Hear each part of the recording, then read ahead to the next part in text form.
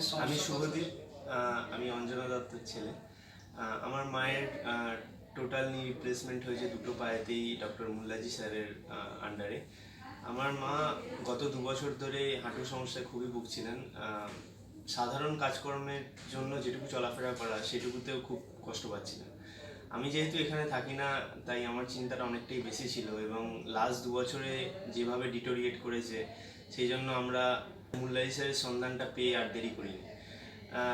আমরা মুম্বাইতে ওনার ক্লিনিকে ওনাকে মাকে দেখাতে আসি, এবং উনি যথেষ্ট সময় নিয়ে আমাদেরকে বোঝান যে মা যে বেঁকে বেঁকে হাঁটছিল তার কারণ একটাই, যে মায়ের দুটো পায়েতেই অনেকটা বেন্ডিং ছিল, এবং এই বেন্ডিংটা সঠিক সময় সোজা না করলে এরপরে মায়ের হাঁটাটা খুবই দুর্লভ হয়ে যাবে।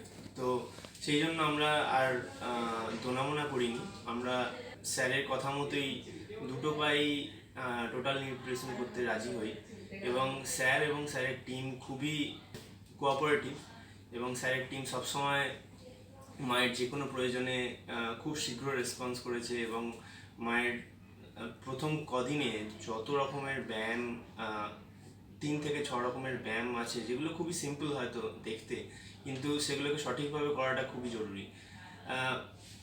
মায়ের রিকভারি খুবই তাড়াতাড়ি হয়েছে, এবং এটা দেখে আমি খুবই খুশি। একই সঙ্গে একই দিনে দুটো নি রিপ্লেসমেন্ট করাটা অনেক ক্ষেত্রে সবাই সেই ঝুঁকিটা নেন না হয়তো, কিন্তু আমার মায়ের ক্ষেত্রে আমি রিকভারিটা খুবই তাড়াতাড়ি দেখছি, এবং ব্যায়ামের মাধ্যমে এবং ওনাদের যে ট্রেনিং এবং হাঁটানোর যে ট্রেনিং, প্রথমে ওয়াকার নিয়ে এবং তারপর লাঠি নিয়ে, এবং তারপর এখন মা 5 দিনের মাথায় লাঠি ছাড়াই নিজে সোজা হয়ে হাঁটতে সক্ষম।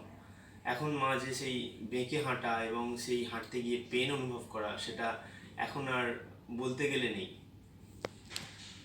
কিচ্ছু বুঝতে পারিনি যখন নি রিপ্লেসমেন্ট হচ্ছে, কোনো পেন কোনো কিচ্ছু বুঝতে পারিনি। সন্ধেবেলাতেই আমাকে ঘরেতে ওয়াকার নিয়ে হাঁটিয়েছেন, 1 2 3 3টে ব্যায়াম দেখিয়েছেন। কোনো পেন আমি অনুভব করছি না। স্টিক নিয়ে হাঁটছিলাম, এবং আজ অপারেশনের 5 দিন পর আমি স্টিক ছাড়াই হাঁটতে সক্ষম হচ্ছি। আমি নিজেই টয়লেটে যাচ্ছি, কোনো অসুবিধা হচ্ছে না।